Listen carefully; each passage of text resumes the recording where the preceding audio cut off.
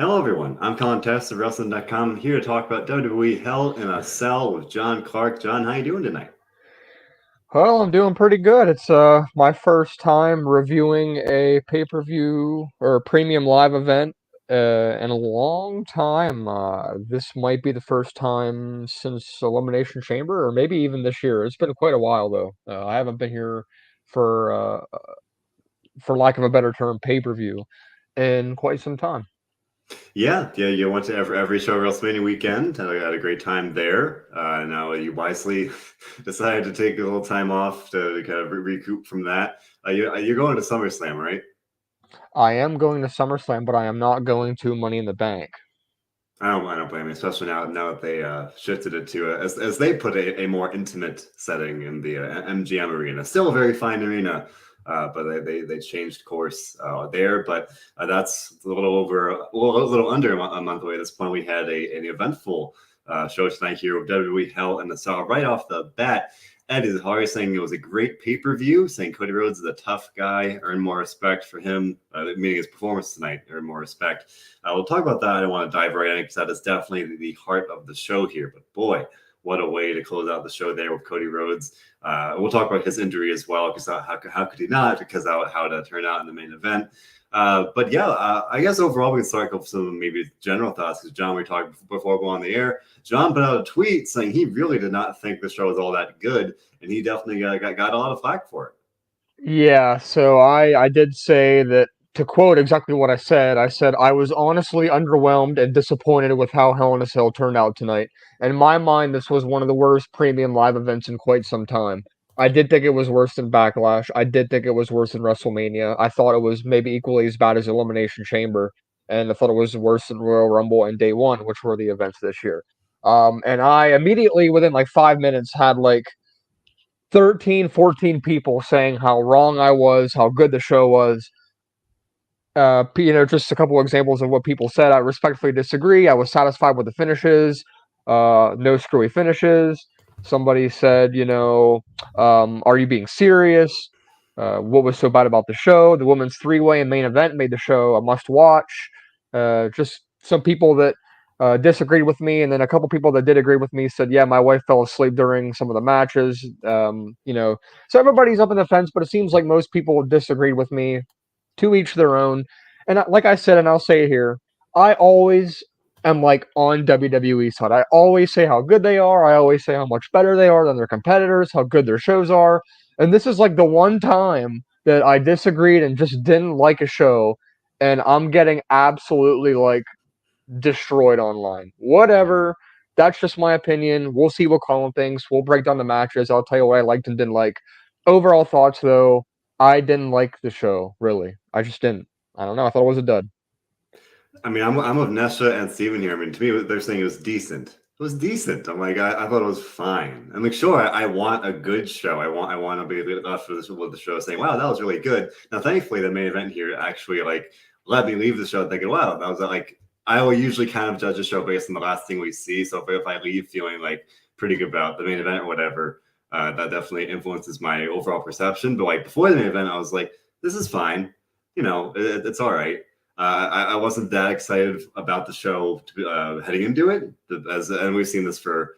I think, John, as long as you and I have been doing this show, like the builds are always the TV's shows are always pretty lackluster, but more often than not that they deliver some fairly good PMI events, and even this one, no Roman Reigns, no Ronda Rousey, no mid card title matches, no tag title matches. Like missing a lot of key players there, and it's still a fairly good card. Some rematches here, some feuds that have stretched on for a very long time.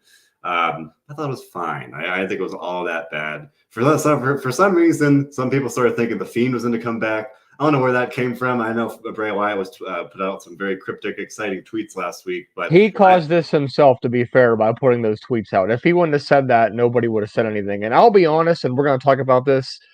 I was hopeful myself as well that that was going to happen, and I'll get into why when we talk about that match. But yeah. I don't know what those tweets mean. Him returning to WWE didn't exactly jump off the page to me as a possibility to begin with, especially as that's going to happen here this week at the Hell in the Cell. Like, Sure, I think it's possible, but like I think having that expectation or that hope, as it happens all the time with other things. But like, what was it? Was it Royal Rumble or whatever? We were really hoping The Rock would show up. Or no, I think it was Survivor Series. We were really hoping The Rock would show up, and he didn't. And having that expectation, leads to some inherent disappointment. This time, I didn't have that, but some people definitely had that hope, and maybe that influenced their perception. But let's dive in. Enough preamble. We had a very good match to open the show, a Raw Women's Championship triple threat match. We had Bianca Belair defending the title against Becky Lynch and Asuka. This is very good. As I say all the time, you have three of your very best wrestlers, three of your very best stars going out there, doing what they do, giving them time, having a very good match, and it's going to deliver. I mean, but Bianca's great, Becky's great, Asuka's great, so like you just expect a very good match. That's what it was. In the end, Bianca Belair won to retain the title. Now she basically took a page out of Becky Lynch's book. She pinned Asuka after Becky hit the manhandle slam. She kind of shoved Becky out of the way, took the pin that way. Not the best look for a babyface champion, but you can see them kind of playing it up like, oh, she just beat Becky at her own game. So I appreciated the story there, but in the moment, I didn't exactly like the finish in that sense. But overall, I thought it was a very good match, a very good way to start the show. Looking at the card, I couldn't really ask for a really better opener here, so this is exactly what it needed to be. And Vanessa saying the woman stole the show. John, what do you think about this match and about Bianca retaining? Nesha, I think hit the nail on the head. This for me was easily, well, maybe not easily, but this was by far, I thought, the best match of the night. They started out on fire. This was a very good match. And I think maybe with this match starting the show and being so good, I think my expectations might have been higher for the night, and then maybe they went away after just the rest of the show wasn't as good for me. But the crowd started out hot from start to finish. They were really hot. There was some moments that you could tell were planned that were really good, and there were some moments that were unplanned that were really good, I think, as well. I thought the ending, I don't know, I thought it was all right, but the way that, Becky did that and then Bianca threw her out, like, I think we've just seen that so many times that I might have gotten over it. But I was hoping that Becky would have taken the pin here because I'm thinking that this feud isn't over now between Becky and Belair, and something tells me that we're going to get another match between these two at SummerSlam, being 1 year after the first one where Becky won so quickly. Kind of bring it all together 1 year later, SummerSlam, another match between the two with Bianca champion again, and who knows, maybe Becky wins it back again because Bianca Belair seems to be Mrs. WrestleMania. Maybe Becky Lynch becomes Mrs. SummerSlam, but that's just a thought. Because I wanted to see Asuka and Bianca have a match at Money in the Bank. They still could, but with her being pinned, I doubt it. Uh, I thought, just wrapping up what I thought about the match, I thought it was most impressive, but also because how balanced it was. It seemed like everybody got offense in. There was kind of one-on-one action between all three women, different combinations at some point in the match. There was opportunities for them all to be in control and seemed like it was going to win. It wasn't like, Bianca just laid outside of the ring the whole time and then came in at the end and stole it. So, and Garrett's comments, he says, "I'm tired of recycled matches, though. Definitely need to end the brand split." With the women's rosters not being so big, and with Becky and Asuka clearly being the best two besides Bianca, it does make you wonder. Like Rhea and Liv seem to be doing a thing. Like there's not really a whole lot of options right now if they do keep the brand split. We've seen reports, I think from WrestleVotes was one that basically all things considered, the brand split is still a thing, but for all intensive purposes, it's done. Like they're going to do what they want when they want, but they're going to claim they swapped the brand split, maybe to make the execs of the networks happy. Who knows? But Yeah. yeah, this was an A+ match of the night for me. Asuka was smooth. Bianca, as always, was good. Her gear was absolutely fire. Literally, it was very good. And I agree with Michael. The girls tore the house down.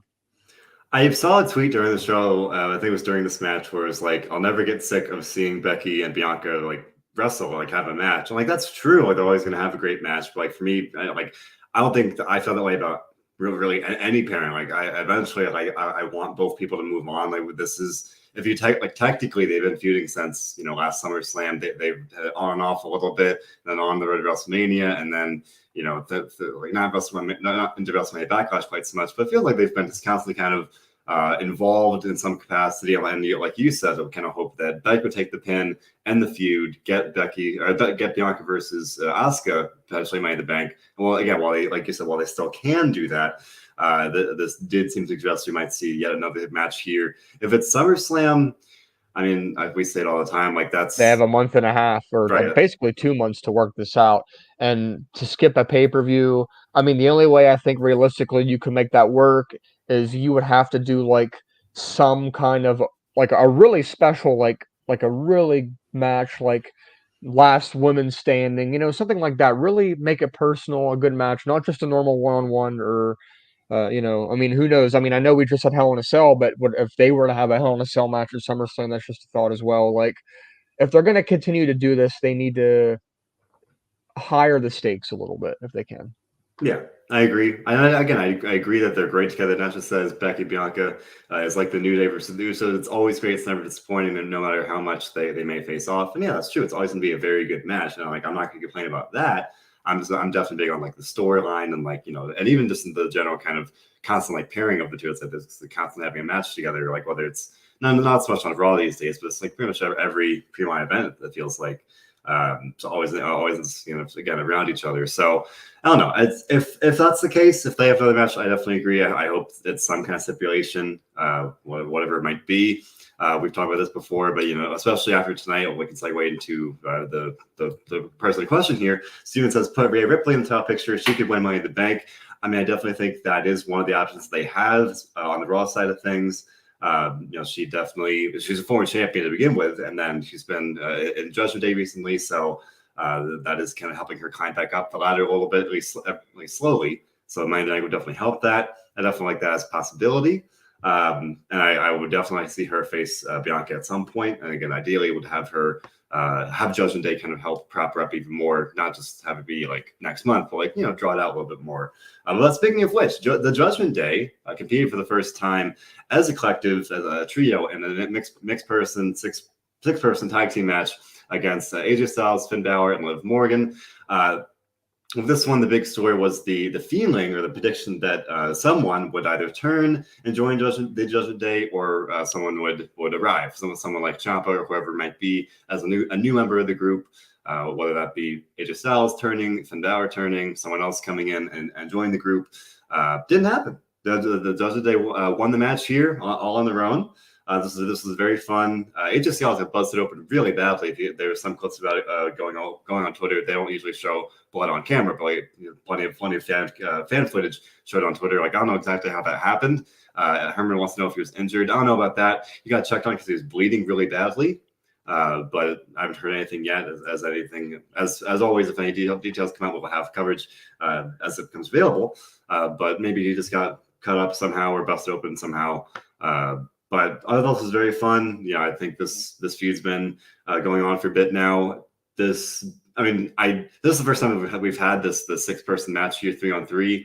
I imagine we'll probably get a rematch in some capacity, but definitely a good one for the Judgment Day. They've really been on pretty hot since they came together here. So they didn't really even wind up needing a new member tonight. This is a good win for just the trio. In the end, AJ Styles was out of the match because was busted open. Edge pinned Finn Balor when Rhea Ripley distracted Balor when he was going for the coup de grace. So good win for the Judgment Day, and feels like there's more to the story. Yeah, absolutely.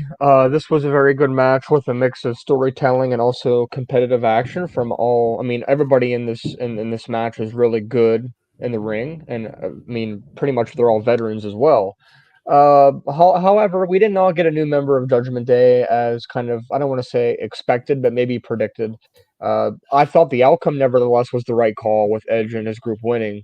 And this might have contributed to a little bit of my disappointment from the show.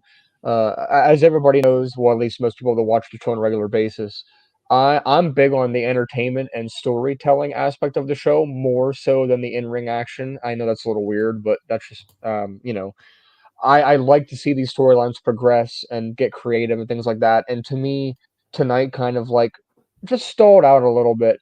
Uh, I see Herman saying he wanted Bray Wyatt to join Judgment Day. That never even crossed my mind. But I thought maybe at the end, Finn Balor, because he was the one that got pinned and they were all standing over him. I'm like, maybe he's going to get up and, join Right. them. That didn't happen.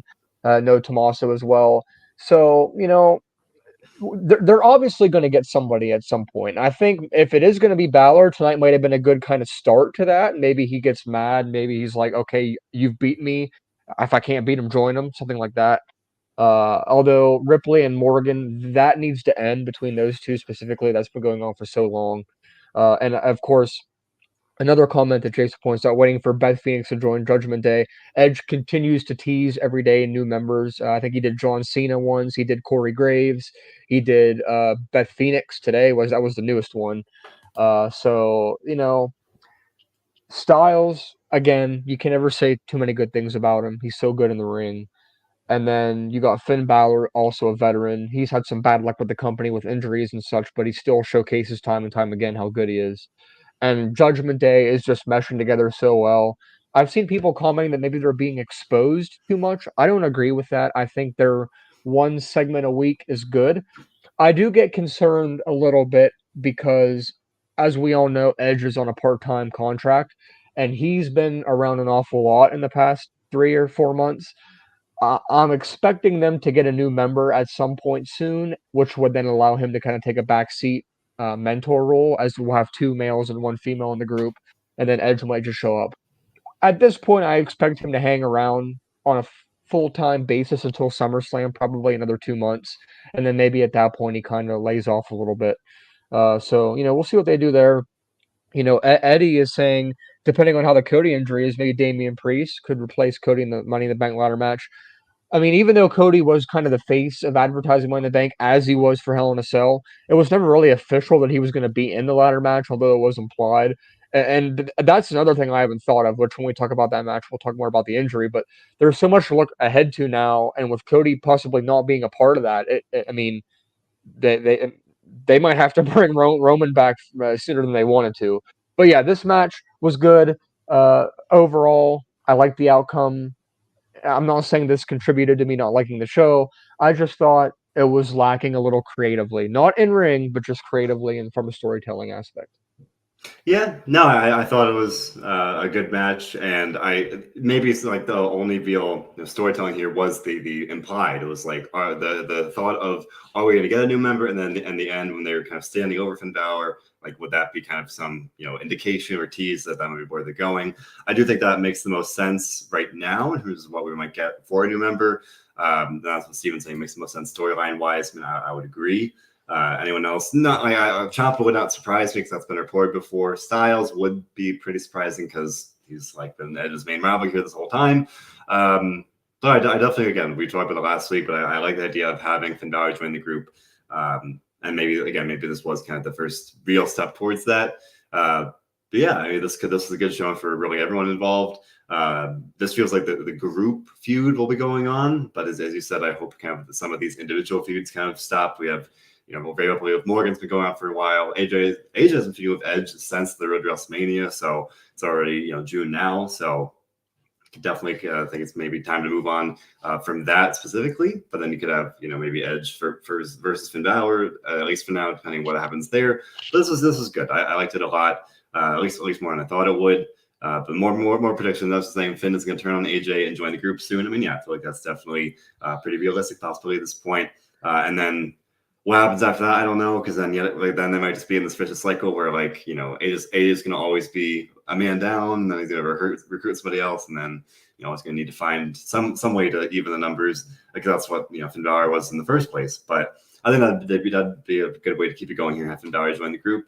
And I would like it, but that feud seems like it's going to keep going. One feud, hopefully, that ended tonight was Bobby Lashley versus Omos. These guys have been facing off several times. Real quick, that's not the direction I thought you were going, but go ahead. There's another feud we're going to talk about that fits that same introduction, but go ahead.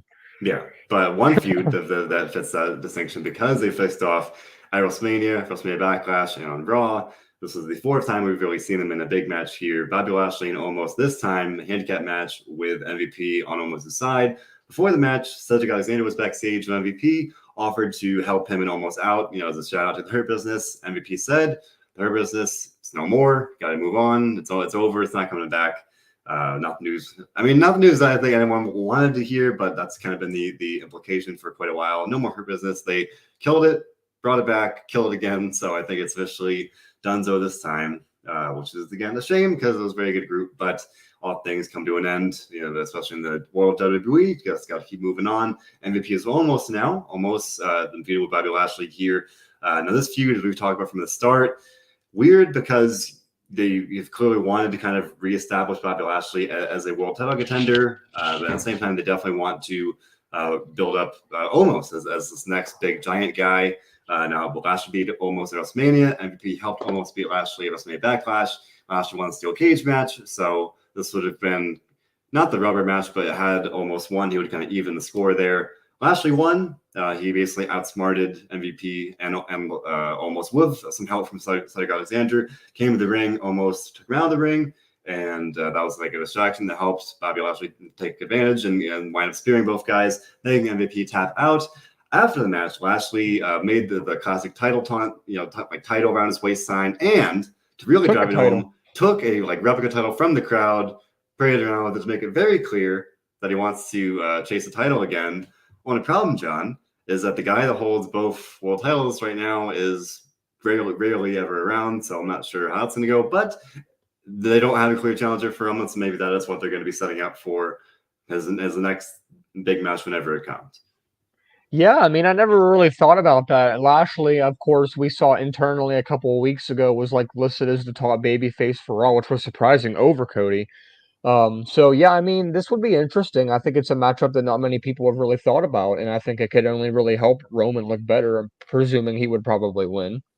The match tonight, though, Cedric Alexander, I mean, why? He doesn't need to be in this. He's helping both people out. He just wants to be accepted.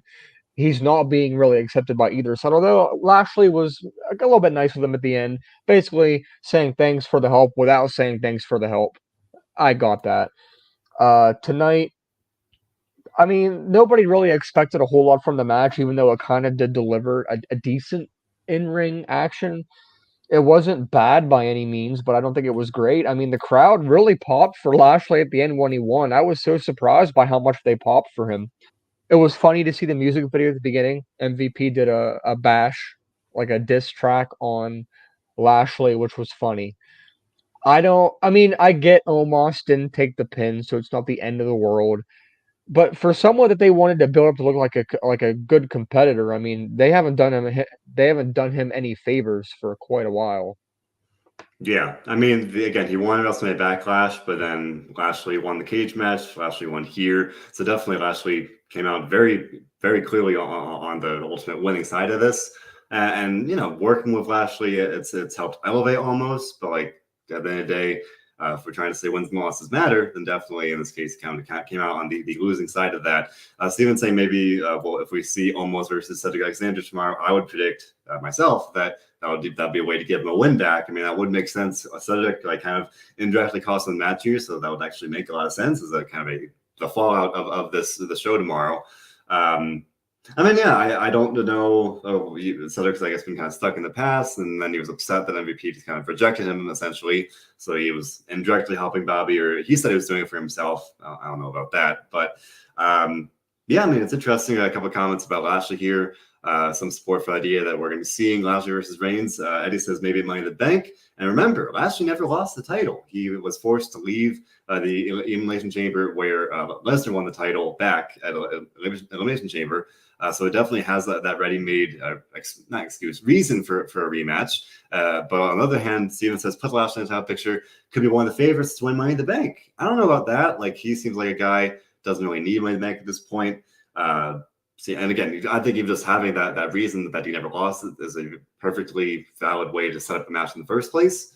That'd be a pretty good match just on paper for Money in the Bank. I don't know if Roman is advertised for that right now. I'm not positive. I feel like he should be. He was not on the show tonight, but obviously he's working a somewhat reduced schedule as we're already seeing.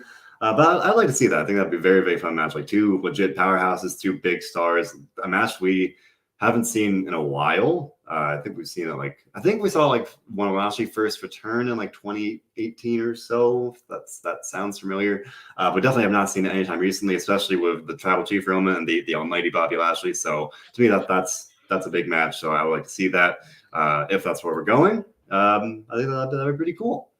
But otherwise, here, this is pretty good.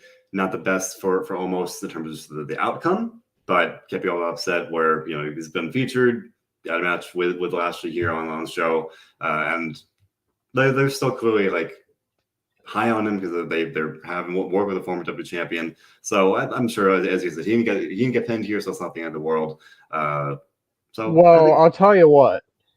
You started the last part by saying, let's talk about a feud that needs to end. Let's talk about another feud that needs to end. And it was Happy Corbin versus, is he Riddick Moss now, or is he Madcap Still Moss? Madcap. Still Madcap. So, still Madcap Moss. They had a no-holds-barred match tonight. Corbin didn't really look so happy tonight as he normally does. There was chairs, steps, almost tables until Corbin saw that's what the crowd wanted and didn't use it. It was just a brawl from start to finish. It ended with the chair around the neck that Corbin did to Moss. Now Moss did it to Corbin, got the pin. This was probably, I'm going to call him Riddick Moss because I feel like we're getting back to that point at some point soon. This was probably his best match in WWE, I think, ever as a singles guy. For him, it was a success. Corbin is good in whatever role you put him in. Nothing needs to be said there. He can take a loss any day of the week, and he'll be fine. And also, one thing to be said about Moss is he looked very confident in this match as well. He looked comfortable. He looked like someone who knows his direction, knows where he's going creatively. And I think that's really all you can ask for with these two superstars. But for the love of God, I hope this is the end of it. It needs to be the end. I mean, what did you think of the performance other than it needs to end? Yeah, other than that big caveat that I think it needs to end, I thought this was pretty good. I would say it exceeded my expectations. I thought it was a fine match. I definitely picked up on that confidence from Madcap Moss. He seemed really like he belonged. He felt comfortable in there. Happy Corbin, as always, very underrated. Always really kind of brings his A game, especially for big matches, big shows like this. Steven definitely agreeing, saying he wants to see the feud end here. But yeah, I was fairly impressed with both guys here. It was a no holds barred match for their weapons, their chairs. They brawled throughout the arena. In the end, Madcap kind of smashed Corbin's neck with the stairs, much like a Happy Corbin smashed his and Madcap's neck with the Andre the Giant trophy. Corbin got stretchered away, which is usually kind of the way to signal someone will be gone for a little bit. Maybe if you get repackaged potentially, but at the very least, maybe gone for a week, 2 weeks. Who even knows? Eddie saying Madcap has the potential to be a breakout star, but always depends on the booking. Brian says he was impressed with the Moss match that it delivered here. I was definitely just impressed overall. And that's to point out that we did get a wardrobe change for Madcap on SmackDown. No more suspenders, just wearing kind of trunks now, like trunk-ish things. Also, I like the comment there from Mr. Hunt there. Says Baron will do whatever WWE wants him to do. He has often stated this. He's very well known backstage for being willing to pretty much do whatever. So definitely, I think Corbin gets a lot of praise for that. And maybe if this is the start of something new, he needs to go back to End of Days Baron Corbin. I think that was his best character work, and I don't think they utilized as much as they could. I mean, Money in the Bank, then loses to John Cena randomly, and that was kind of the start of the downfall of that. But I wouldn't be against them going back to that. Yeah, going back to that, doing something else. Maybe in some ways I would hesitate to even do something else, something new right now because he's already done so many different. Relatively so many different things in a fairly short amount of time. Maybe outside the character aspect, Steven says actually not for Corbin, saying coming out of this, put Moss in the IC title picture. We do know Ricochet, the champion, will defend the title against Gunther this week on SmackDown. Well, let's see what happens there, but maybe you could have Madcap be the new adversary for Gunther potentially. or Ricochet, but I think that'd be pretty good. Garrett says they get the Judgment Day Corbin, maybe have Corbin go to the dark side and join Judgment Day. I mean, brand split potentially being a concern there, but as we've seen, that hasn't stopped them from doing stuff before. Michael's saying it was a great match, but they made Madcap's character kind of generic. Makes him think of circa 2002 John Cena. I thought that as well on SmackDown. He looks very generic right now, like blackish. Von Wagner. I mean, yeah. I mean, I don't want to go like that, but like definitely just generic. The look. No, I'm not even saying. I mean, and maybe the character to an extent, because like if he's not the jokester guy, wouldn't we know who he is? Like he's just like babyface that's feuding with Baron or Happy Corbin, and like that he wants revenge, and we don't really know who he is as an individual yet in a lot of ways. So like hopefully kind of coming out of this, assuming the feud is over as we're hoping, we might be able to get a little more sense of who he is, and I think that'll be help him stand out even more. One thing we should point out about this match, which I was actually not surprised by, I actually kind of expected this. Pat McAfee was not there tonight because he wasn't going to go the whole way to Chicago, even though it's not far, for just one match. And instead, it was Corey Graves that stepped in, which I also want to point out real quick. Corey Graves had a really good night tonight. He was very good on commentary tonight. But yeah, Michael Cole was there for literally just this match, which was like 5 to 10 minutes. So it is what it is, I guess. Yeah. Well, one more thing about Moss, and I'll take a sidebar about SmackDown. Garrett says Moss will mind the bank. I mean, they're definitely like high on him. He's been pushed pretty strongly for a number of weeks now. Might be a little soon for Money in the Bank, but hey, Otis won in 2020. You know, he was the hot hand. People were rallying around him. I don't know if he's quite at that level yet, Madcap, I mean, but I definitely think he could be like a dark horse. He could be. It could be a thing where he has like a good performance, and then just gets momentum even if he doesn't win it. But yeah, no, I was going to point that out as well. Pat McAfee, part of the broadcasting for SmackDown, not on the show tonight, and he tweeted that it was a kind of mutual decision. They agreed that it wouldn't make a lot of sense to fly him out there to have him go to the show for one SmackDown match, and that's just inherently weird because there was one SmackDown match. There wasn't anything else. No, they could have done that the IC title match here. They could have done a women's title match of some sort. Any number of things. And they didn't. This was a very, very Raw heavy show. 6 out of 7 matches were exclusively Raw matches here. So not sure exactly what to make of that. Just a weird break from tradition, I guess, in a lot of ways, where most of these shows have been very balanced, and this was not that. Again, don't know what to make of that, but that was at least what was the case for tonight. More about Madcap Moss. Eddie saying Moss is a jacked body. He could be successful if he gains the sympathy of the fans, if they can book him off, to give him a good character. And I agree. I think he's gotten over fairly well recently. I mean, it was funny. Somebody commented on, I think, a tweet I saw somewhere that said, "When are we going to stop getting this match?" And I commented back and said, "We're going to stop getting this when Moss is finally over with the fans." That's what they want. They're slowly getting there, but I don't think it's going as fast as they probably wanted.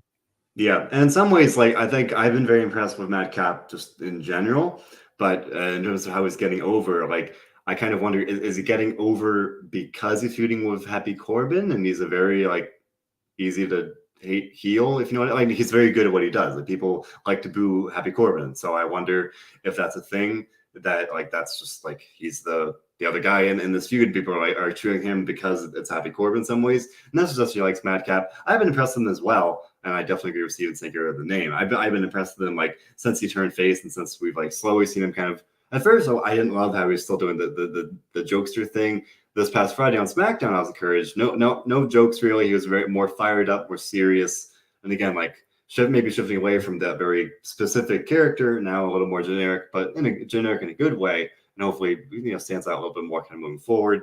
But yeah, I do kind of wonder if this feud is over, and as it sounds like both of us hope it is, what that perception might be if he's not feeding with Happy Corbin, because people like to boo him and cheer the other guy. So it's interesting to see how that might play out here. But after that takes us to another feud. He has to go on for a little bit. Ezekiel versus Kevin Owens here. These guys have been feuding since the night after WrestleMania. Ezekiel introduced himself as Elias's younger brother. They've been feuding ever since. Owens is determined to prove that Ezekiel is a liar. Ezekiel passed a lie detector test. They've been feuding and going back and forth about this. Finally, this is the first match, I think the first singles match they've had on TV. that at least I can recall. In the end, Kevin Owens won. I don't think most people were really. I wasn't expecting this. I think it's caught most people by surprise. I thought this was a very good showing from both guys. Owens was like yelling during the match, like "You're a liar, you're Elias." He was like, and he was doing like the whole fish hook thing. He was telling Elias to smile.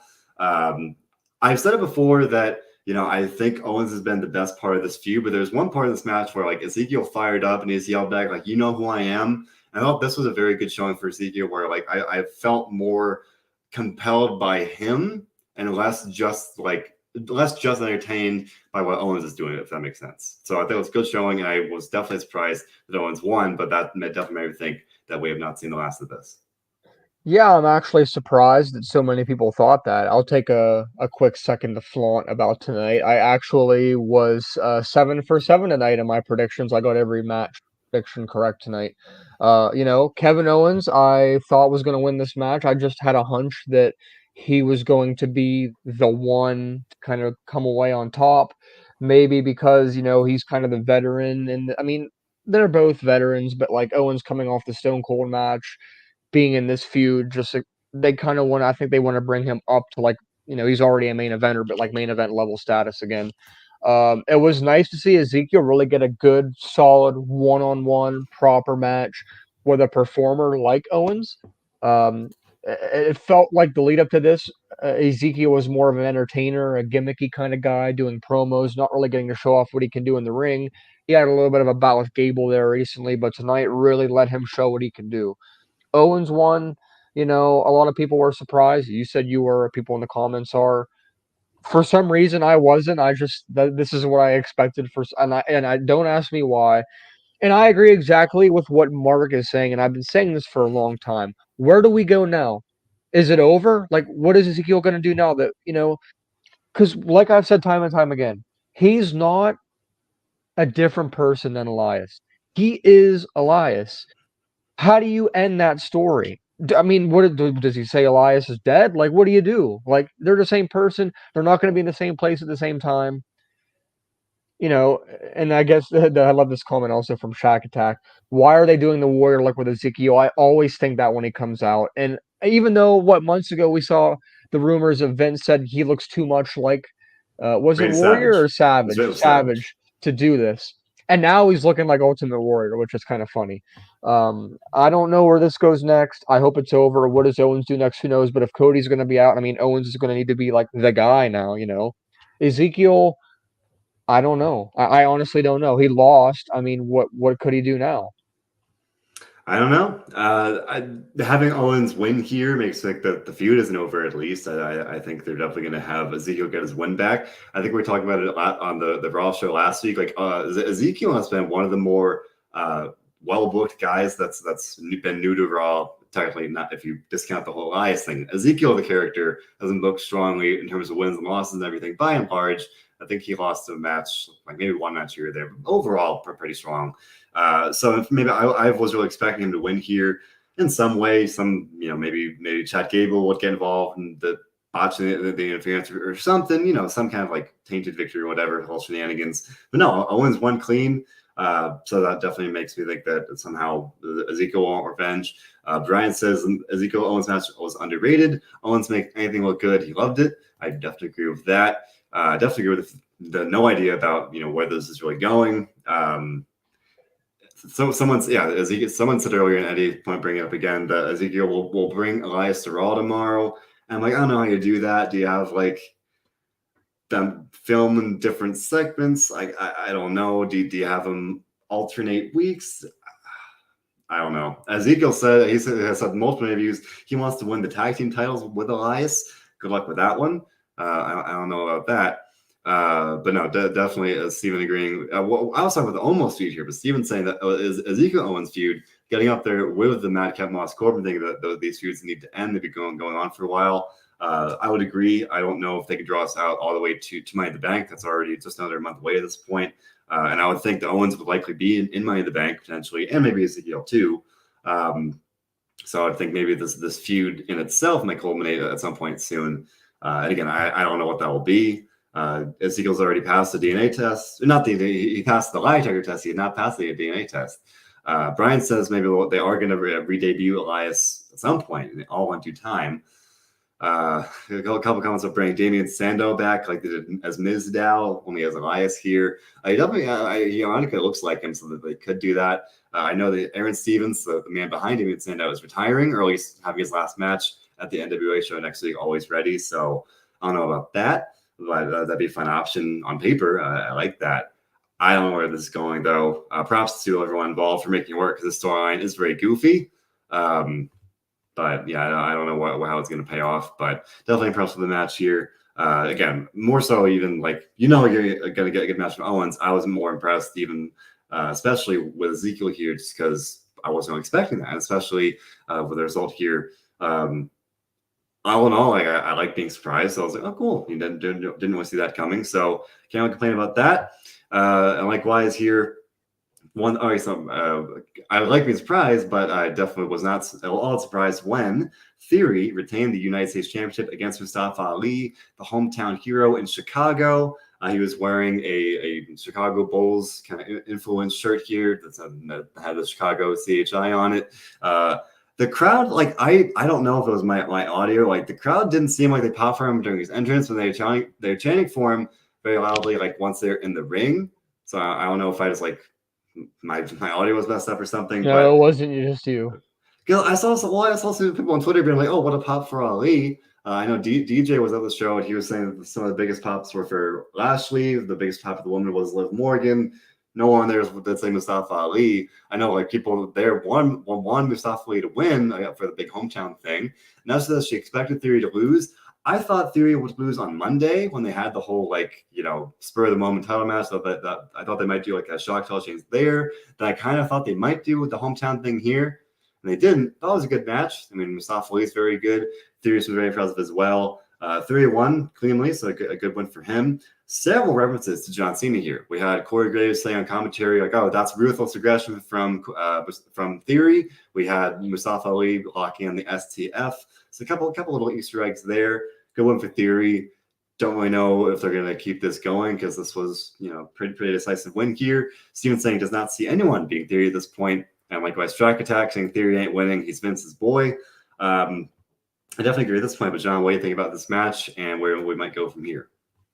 I thought it was a pretty good, energetic performance. Both men gave it their all. Both men looked pretty good in the ring.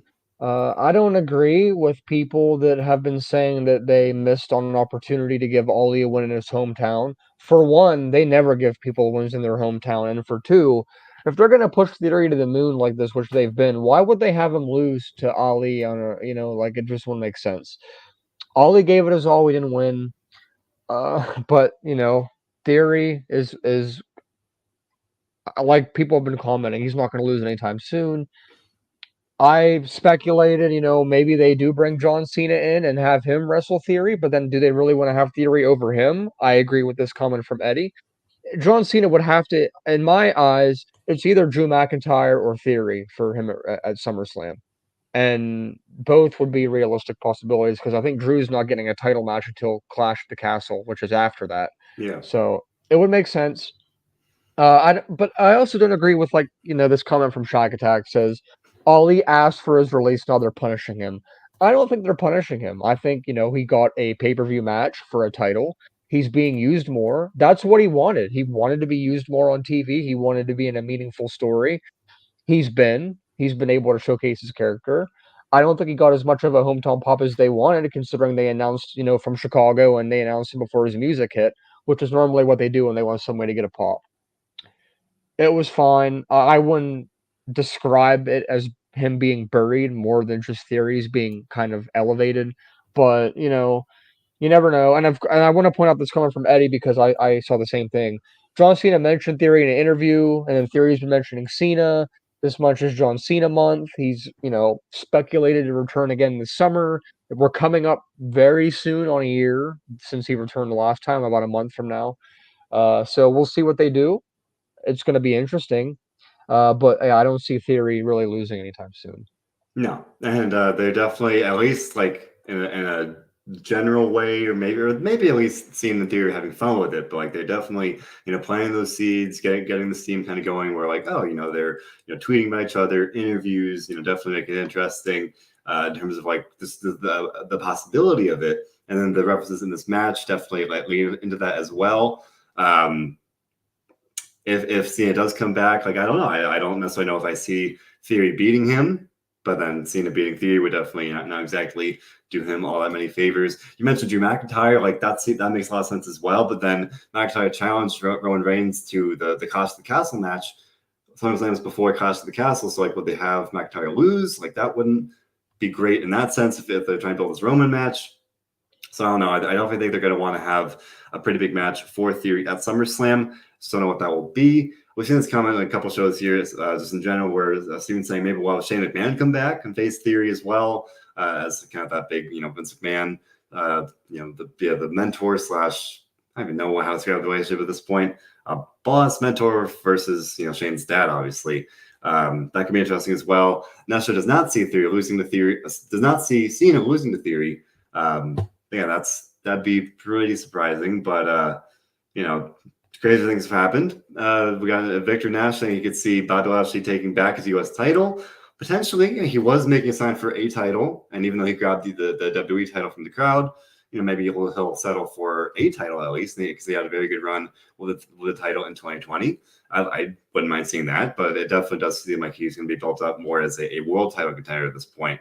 Obviously, if Theory, as Eddie points out, if Theory does beat Cena, will definitely be the biggest win of his career, both professionally, and he's made it very clear in interviews that Cena is like the guy. He was his guy when he was a fan back in the day, so that would definitely be a big win, you would imagine, for him personally.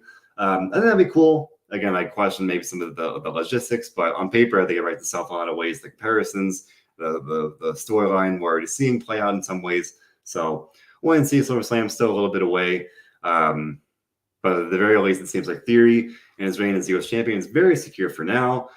Something that seemed secure, John, was the fact they were pushing Cody Rhodes as the top guy for the foreseeable future. But then today, it was reported hours before the show that Cody Rhodes was injured. The word going around was that it was a torn pectoral muscle. That wasn't confirmed until the kickoff show for Hell in a Cell, where WWE announced that indeed Cody had suffered a torn pectoral tendon. They announced this during the brawl with Seth Rollins on Monday, and then he tore it off completely off the bone when he was working out this past week. And they said he still wanted to compete in the Hell in a Cell match against Seth Rollins. So he did. Cody Rhodes came to the ring. John, this man took off his jacket, and his chest was a horrifying shade of purpley red. One of the more like gruesome things, not gruesome, but like in a wrestling match, they I don't even know how to describe it. It's like eye-opening to say the least. This man's chest was purple. You could tell like that's not natural. Meaning like he's very, which is why they had to basically announce this beforehand. Yeah. Yeah, we'll get through a bunch of comments here. I'm sure you guys have a lot to say about it. Eddie's saying Cody's a tough guy. Alex said after the show he will address the injury tomorrow on Raw. I'm not sure exactly what this will mean. This man, he was bumping like crazy, right? He was doing Cody cutters. He was doing crossroads. He took a power round through a table. All of these things landing on his arm/chest. My gosh, like this man is crazy in the best way. He went out there for the people.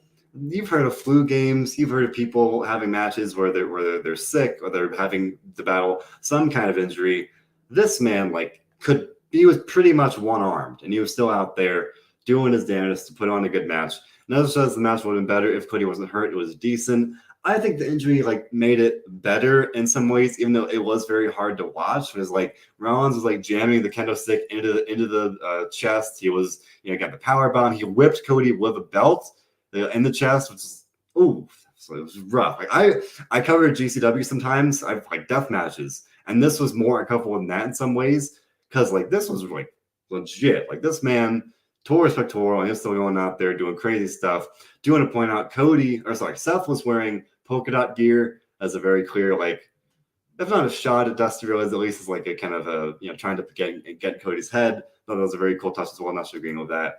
But yeah, this injury was something else. And the fact he was still having a Cody Rhodes match with this injury, boy, like shout out to Cody. I've made it somewhat clear I'm not like the biggest fan of him. I give him all the credit in the world for this, and also like this probably wasn't the best. This isn't the other he's ever made. They could have easily, well, not easily. They could have just said, "Hey, he's hurt. We can't do this match," because like I do worry like how much he hurt himself more doing this match tonight. But shout out to him because like the man is tough as nails, and I think deserves a lot of respect for that. But yeah, I do wonder what this injury means and how it could affect everything going forward. Yeah, so first I want to point out the comment from DC Hunt, which I agree with completely. Why have Rollins lose 3 straight matches against Rhodes, especially if Rhodes is going to need time off? Where do they go from here? That was immediately my first thought when Cody Rhodes won, and I think that contributed to my disappointment, especially when we didn't get somebody, say, like Bray Wyatt, to come out the end of the show. Because I'm thinking in my head, okay, so Cody's going to be out, Rollins is losing, like, what now? Raw has no champions either. Like, what Raw is kind of like effed right now. But let me be the voice of reason as well. This was also an outstanding and completely, yes, both outstanding and completely unnecessary.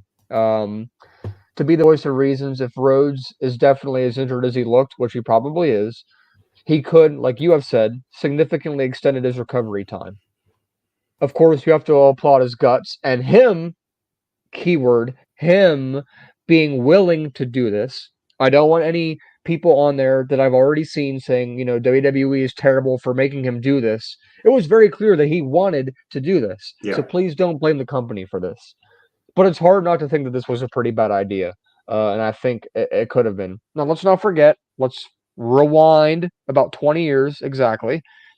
In 2000 and maybe not 20 years, maybe 15 years. I think it was 15. Yeah, 15 years. John Cena injury against Mr. Kennedy, torn pec in October. Returns in the Royal Rumble in January. Only 3 months.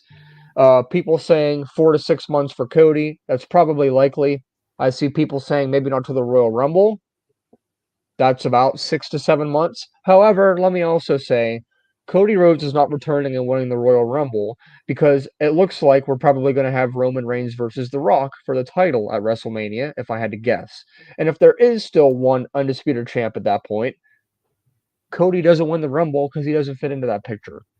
So, I'm hoping Cody comes back sooner rather than later. I'm hoping it's maybe closer to 3 months. It's obvious that he's going to be out for Money in the Bank and out for SummerSlam and probably out for Clash at the Castle as well. So maybe he can come back for the Saudi Arabia Crown Jewel show. That might be the earliest he could come back. Um, but yeah, the match was good for all intents and purposes for what it could have been. Now I know, now I think it's always been like this, but the cell has like little holes in the chains where like you could climb it up. And I thought maybe the original plan could have been to do more than they did because to be honest, this didn't have to be a Hell in a Cell match. This could have just been like a no DQ match. They didn't really use any components of the cell at all. Like it was just a cell around them. Like that's really all it was. So it was a little disappointing in that regard, being the type of match it was.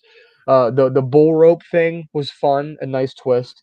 But yeah, with Cody winning again, and to me, it doesn't make sense. And let's like, why was there a bull rope under the ring in the first place? Like, I get obviously it's a setup for the match, but that's never under the ring. So come on. Every single spot, it seemed like Rhodes was like screaming in pain. He was definitely hurt, yeah, and it sucks because, like we talked about towards the beginning of the show, like you almost have to bring Roman Reigns back early. Maybe it was just he had a vacation. Hopefully, there's nothing wrong with him. Like maybe because obviously he was taking time off for a reason.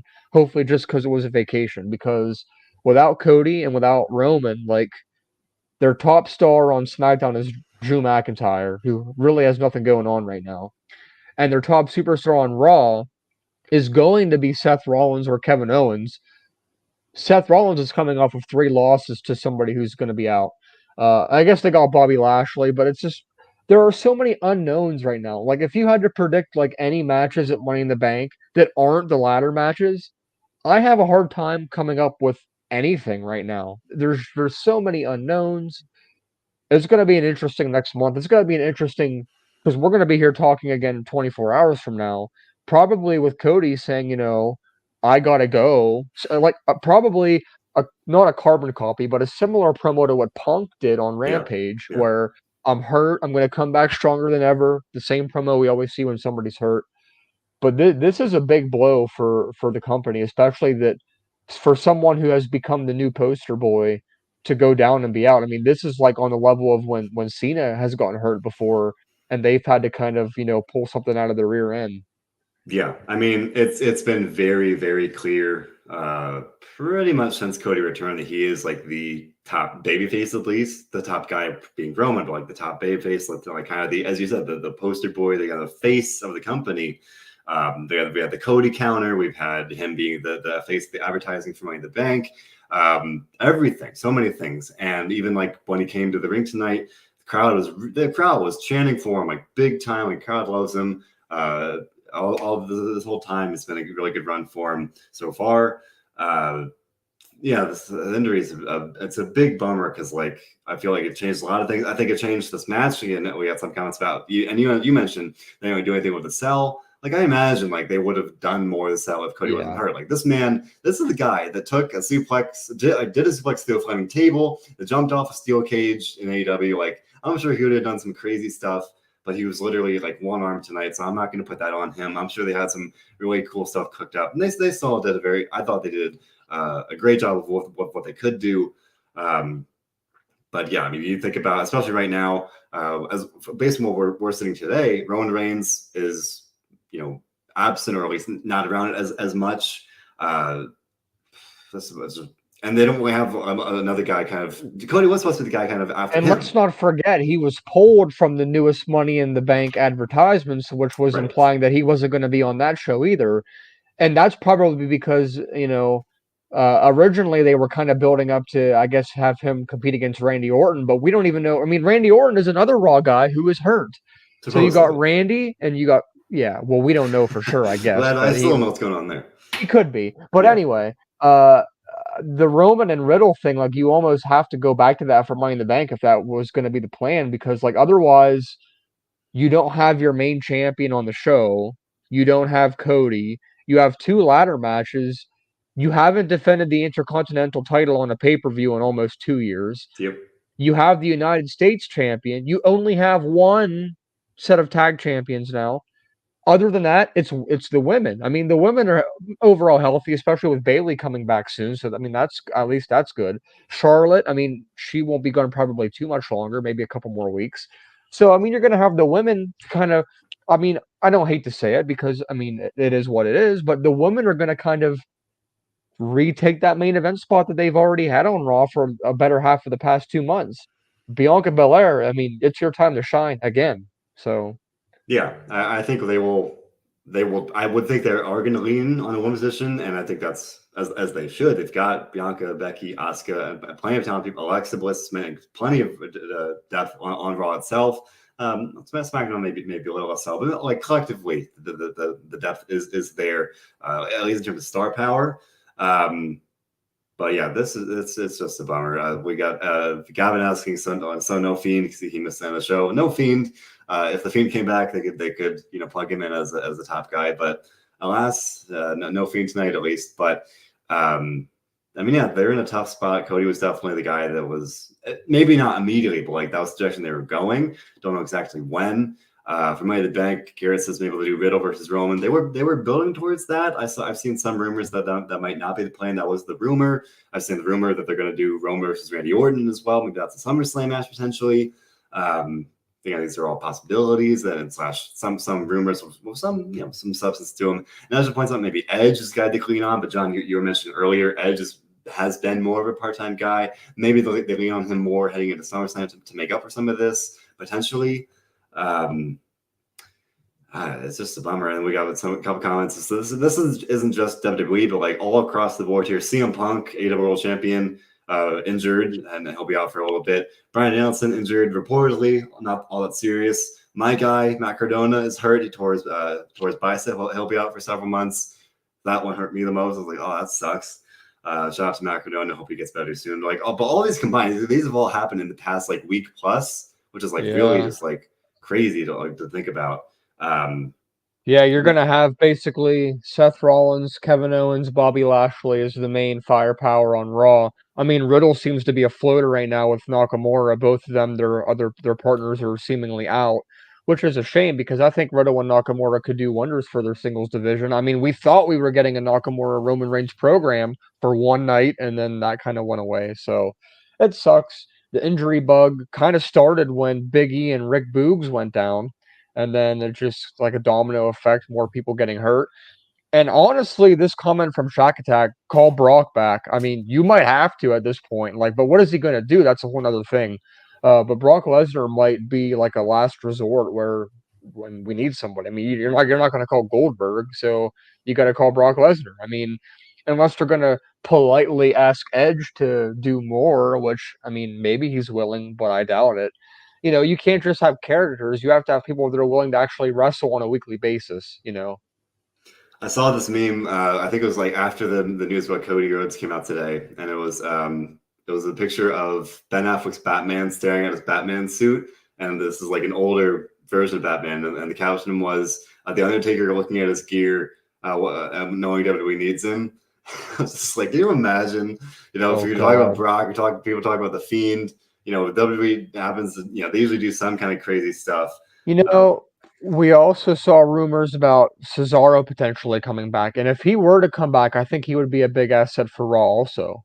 yeah, yeah. Big fan of Cesaro. I want the best for him. I don't know about him coming back to WWE. I saw like the rumors going around, and I saw like the report. It didn't seem like all that. Like it wasn't. I don't know. There seemed to be some confusion about like how likely that More was. speculation, Yeah. yeah. So like it's possible. Anything's possible. Steven says seeing people they have right now. I'm not getting crazy. Steven says they could have AJ Styles step up. They could have we're talking about Edge a minute ago. And also says she wants more Edge, no Brock. That's an option as well. Lean more on Edge, lean more on AJ. No, she's saying no Brock. I mean, as you said, even Hey, if as they much do, as you hate Brock, he's a draw. but even if you do bring Brock back, like, what are they going to do? Have him face Roman again? I Like, mean, there's something to be said where they could revisit the Bobby Lashley thing if they wanted to. Omos is there. They got Veer Mahan on Raw. Push him. yeah, I do like this comment from DC Hunt, and I do think it's one of the more interesting things about wrestling and sports in general. Injuries can be a blessing because you have that forces other talent to step up, or at least gives that there's that inherent opportunity for somebody to use them. On the other hand, it kind of shows if someone's main event worthy or not, if they get filled, if they get pushed into a certain spot and they're not exactly there. And then on the flip side, another positive is that when the Warriors hurt comes back, absence makes the heart grow fonder. So then they get a bigger pop. They get a little more, like a popularity boost in some ways. Not that Cody needed that. I do think in some ways this helps him in the sense that we were talking about since he came back. Like, what's the timeline? Is he going to face Roman at SummerSlam? Is he going to win the Royal Rumble? If he's out for a couple months, that even though we talked about earlier, like if they do Rock and Roman WrestleMania, I'm not sure about the exact, the logistics there, but potentially this will make it kind of more clean to have Cody win the Rumble, and you don't have to worry about filling the time between now and then. He's like he'll literally likely be coming back around fall, late fall-ish time. So in a way, that's a positive as well. Not, and you never want anyone to get hurt. I'm just saying, like that's a silver lining to a very unfortunate situation. But yeah, we can expect to hear what Cody has to say on Raw on Monday night, potentially, presumably, some injury announcement. We don't know he's hurt, but some discussion, some announcement of where he'll be. I'll wait and see. Obviously, we don't have any more information about it at this point, but a torn pec is a pretty big deal. So unfortunately, definitely an unfortunate setback for him. But with that being said, Cody turned in. Admittedly, yeah, maybe not the smartest idea, but got to commend the guy for absolutely tough, impressive performance here. So I enjoyed the main event. Going for Cody. Admittedly, maybe not the best for Seth to lose 3 matches in a row like that, especially in this case to a guy that was injured and that will be going away. But to me, it helped on the show on a strong note, so I enjoyed it. Overall, John, what do you think about the show here tonight for WWE Hell in a Cell? I already kind of gave away at the beginning of the show that I didn't think it was that good of a pay-per-view, or compared to recent ones anyway. I know some people are saying, "How do you think this is worse than Backlash?" I don't know. I just do. I didn't think it was that great. I'm gonna go with a 6 out of 10 tonight. That's just slightly below average for me. I could have went lower, but the opening and ending matches were so good that I don't want to bog down this show too much. But I certainly think it could have been better from a storytelling aspect. You got Cody going over, but he's going to be gone. It feels like Raw has no top star power now. No tag teams represented tonight, with the Usos being basically off. Your main champion not presented tonight. You only have 2 title matches. One is a women's match, and one is the United States Championship match. You know, I just don't think they know what they're doing right now. They need to continue to try to build to the summer, and they've definitely been thrown more curveballs than they probably want to be. So it's time for them to deal with the what they have going for them, and they're going to have to see what they can do. Yeah, that's where we're at. A bunch of comments here. Steven with a 6.5, Brian with a 7.5, Nesh with a 6.5, and Gavin with a 7 as well. Garrett with a 7.2. Sounds like most of us are in a rough kind of, 6 rough, to 7 range. yeah. I'll go for like a pretty solid 6.8. Like you said, very, very solid opening match. I enjoyed the ending match again, more so just like for me, a lot of times you have pre-market events and they are very forgettable. They're very solid shows. They're very forgettable. I don't think anybody's going to forget what we saw for Cody Rhodes tonight, at least like in the short-term future. Like that's one that you're going to think about and be like, wow, like I'm gonna wake up tomorrow and be like, damn, like that was pretty crazy. And then like it's going to go down. I don't want to like exaggerate, but like people can remember that because like you don't want to see that kind of legit toughness, like this that kind of performance all that often. Kelvin 7.9 here. When that says the lack of title matches made it lower rating, I would agree. That always kind of brings down a show for me of like overall importance. This was in a lot of ways a skippable show in the sense of like no real story progression in a lot of ways. Some of these feuds it felt like they might be ending lastly almost, I would hope. Madcap Corbin, hopefully. So there's that, but like very few title matches, no title, let alone title changes. The cell match was good, but like otherwise, not a whole lot of progression kind of beyond that. Especially as they're heading into the summer season here, SummerSlam being right around the corner. You do want some kind of a little more progress in that way. So I thought it was a very solid show. Definitely exceeded my expectations as it always does at this point. I can't complain with that. Yet again, shout out to Cody Rhodes. Very, very impressed with that because that man, there's a lot of credit. Match was decent, so it was not a disappointment. Now I would agree. Like it was most matches were pretty darn good to very good. So can't complain with that either. But that said, we're on to the next one here. The Money in the Bank is just under a month away at this point, so I look forward to that.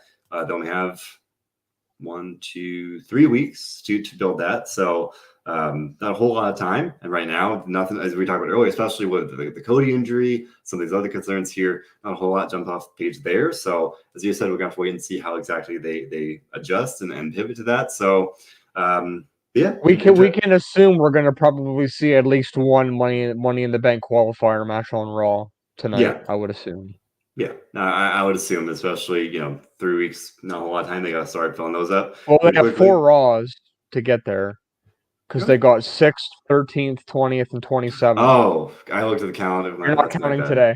Yeah. Okay. There you go. Okay, 4 weeks it's fine. So they have more time than I thought. So that's a whole other week. But no, that will be very interesting to see how it goes tonight. Now tonight, Monday Night on Raw, the first one on the road to. That comment from Mark, you got to read that. That's a good one. Mark says, "Can you imagine where they would be if they kept Money in the Bank a stadium show? They'd be in huge trouble." Absolutely. I would agree. They thankfully were for their own good. For they were proactive. Ticket sales weren't doing great for the big. It was Allegiant Stadium for Money in the Bank at first. They moved it to MGM as they say the more intimate setting for Money in the Bank there. That's been better for them, and there's less pressure to fill this big arena. It's like okay, it's another show. Usually for a big stadium show, you want bigger matches, a bigger whatever, to really sell that. In this case, there's less pressure there and less room for an absolute flop. Because again, that would be staring at a pretty unfortunate situation for that if that were the case. So thankfully that they did that before the Cody injury, before. That was the only real big blow at this point. But we'll wait and see how that pans out here in terms of how they adjust to everything here. But we'll be here to talk about that Monday night on Raw, myself and John. We're here to talk about the NXT 2.0 on Tuesdays. Schedule permitting at least. Rob and I are here on Fridays to talk about Friday and SmackDown. 2 Diamond Dudes on a Rampage. Marcus and Dominic cover all things AEW. Otherwise, we've got a great stream of interviews constantly coming to you guys. We've got a couple NWA ones coming out this week ahead of Always Ready. Bill Pritchard recently interviewed Ric Flair, WWE Hall of Famer Ric Flair. He was coming back for his last match ever, as advertised at least. That is next month already in July. All that stuff and more, always available in our archives. SoundCloud, Spotify, YouTube, all that good stuff and more. So please do leave, like, and subscribe. We appreciate it so much. With that being said, as always, what outside? Damn scary place. We come here together to escape all of that, to do one thing above all others, John. Can you tell me what that is? Enjoy wrestling. Indeed. Thanks for listening, everybody.